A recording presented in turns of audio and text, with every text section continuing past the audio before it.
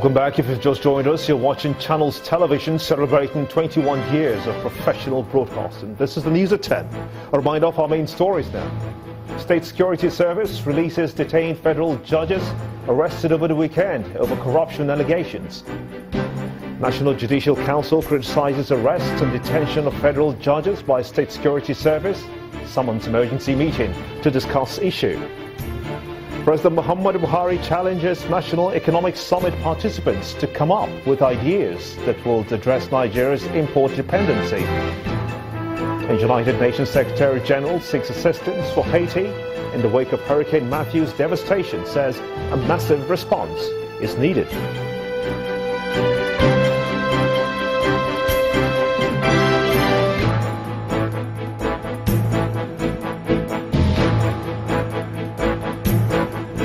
Do remember that all our top stories can be found on our website as channelstv.com and on youtube.com/channelsweb.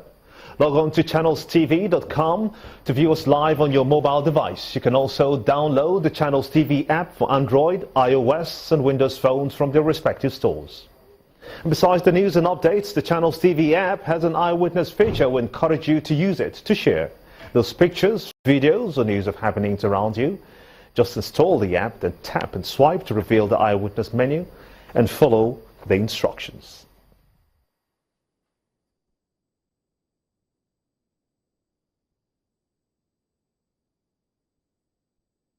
Airtel, the smartphone network.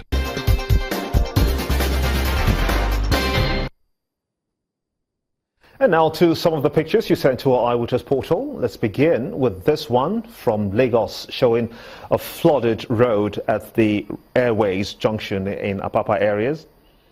According to our Eyewitness reporter, the road has potholes on the hold water along the road and is asking for urgent attention from the relevant authorities.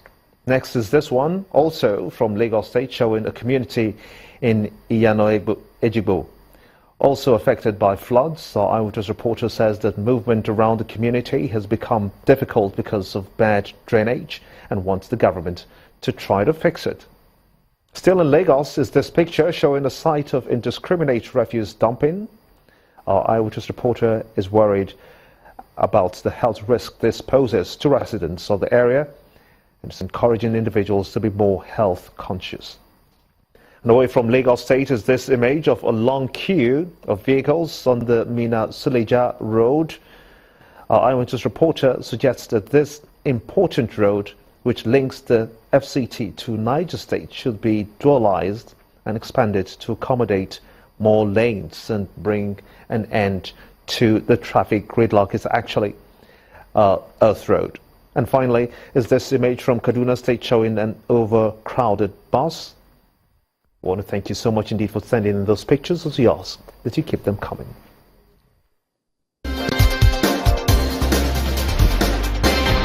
Airtel, the smartphone network.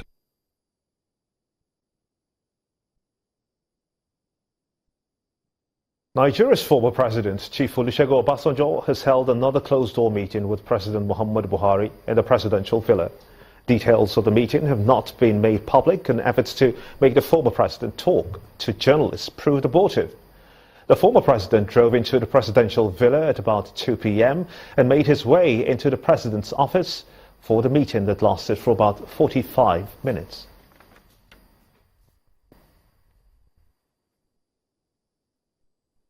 A commission of inquiry to investigate the use of public funds has been set up in Kogi State, north-central Nigeria.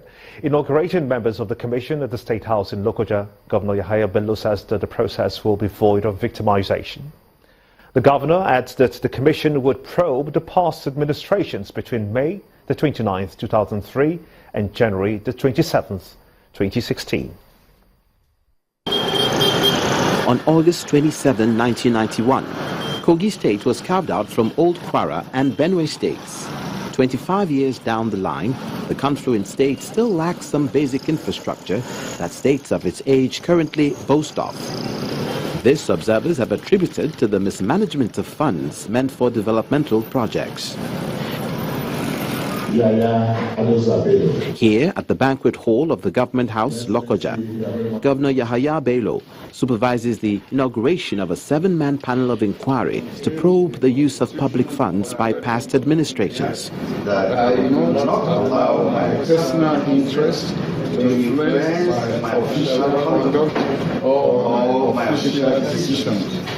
We cannot bury the years of accumulated theft by politically exposed persons in the faulty foundation they laid over the years.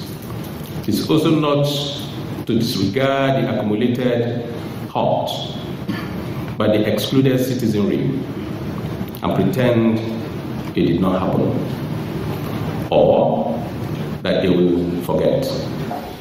Comparing Kogi State with the city of Dubai, Governor Bello laments the dearth of infrastructure in the state. 5 years ago, Dubai was a desert settlement in the middle of nowhere.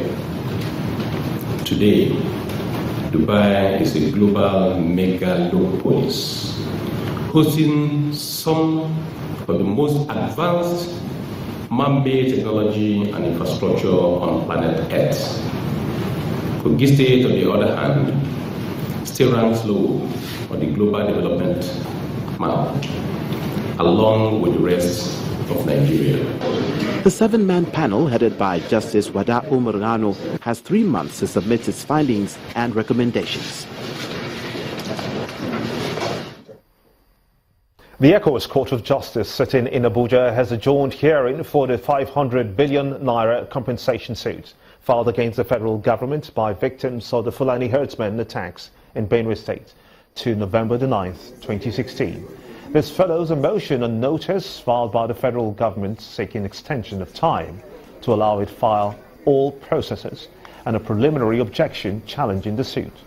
The group, Movement Against Fulani Occupation, is seeking for the fundamental human rights enforcement from the federal government, in addition to the 500 billion naira compensation to guarantee safety of human lives and property in Benue State.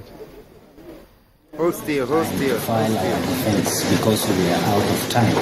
So the motion was granted by the court despite the opposition that the motion doesn't have to be granted. So it was granted. We're asking for monetary compensation on 2 heads. We're asking for compensation of 500 billion naira. There are 15 local governments in Benue State affected, and you just need to go in and look at the level of destruction. People's life, ordinary people that were wealthy and living probably had been displaced, or their livelihood destroyed, and we're saying at least rehabilitate them. You're watching the news at 10 on Channels Television, broadcasting live from Lagos and celebrating 21 years of professional broadcasting. Let's quickly take you now to our Abuja studios, where Gloria Mezweke is standing by to take us through. Gloria. Hello, Gimba. Well, the federal government appears to be making good its promise of cutting down on the cost of governance as the government releases 2 Augusta Westland helicopters from the Presidential Air Fleet to Nigerian Air Force. Speaking at the handing ceremony in Abuja, the National Security Advisor, Major General Babagana Munguno, reaffirmed the government's commitment to enhance the capacity of the Nigerian Armed Forces. He asked the leadership of the Nigerian Air Force to make judicious use of the helicopters.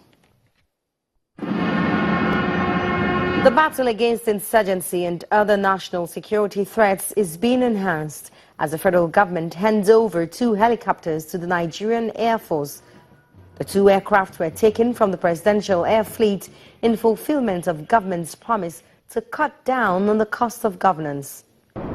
I believe strongly that with the coming of the 2 helicopters, more accomplishments will be achieved to decisively win the war against terror, insurgency, and the other forms of criminalities in our nation. The Minister of Defense, who applauded the gesture of the federal government to support the Nigerian Air Force with 2 helicopters, is optimistic that the helicopters will aid the air power of the Nigerian Air Force to respond to national security threats.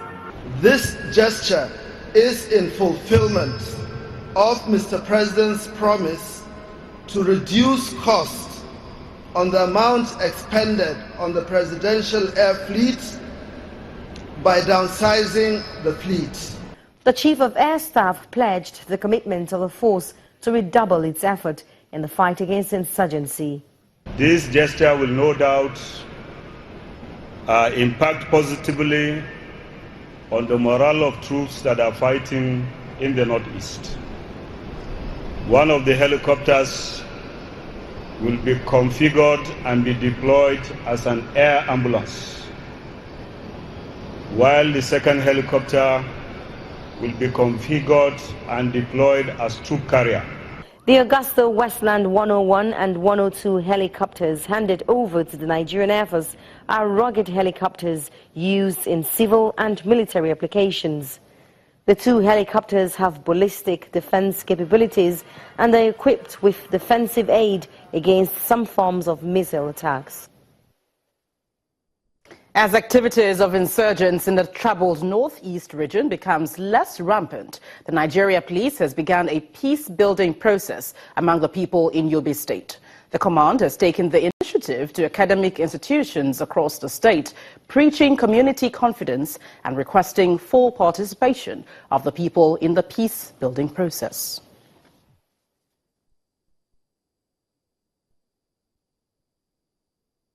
And 9 suspects linked to the kidnap of the wife of the Central Bank of Nigeria Governor, Mrs. Margaret Emefiele, has been paraded in the nation's capital, Abuja. But those paraded in connection with the crime are 2 serving and 1 dismissed soldiers, Lance Corporal Musa Maidabra, Lance Corporal Edwin George, and Anthony Oduefe. The others are Mohammed Abubakar, who is said to be the gang leader, Mohammed Musa, Mohammed Suli, Ibrahim Abdullahi, Aliyu Musa, and Mohammed Yusuf. The police in a statement revealed that over 14 million naira cash, 3 vehicles, 1 AK-47 magazine, and 2 cartridges were recovered from the suspects. Mrs. Emefiele and 3 of her aides were kidnapped on September the 29th at Kuneki Hills along Benin-Agbo Road in Delta State, but were all rescued the following day unhurt. Well, still ahead on the news at 10, federal government asked to harmonize monetary and fiscal policies in order to boost private sector confidence. Well, that's in business news. Please join us again.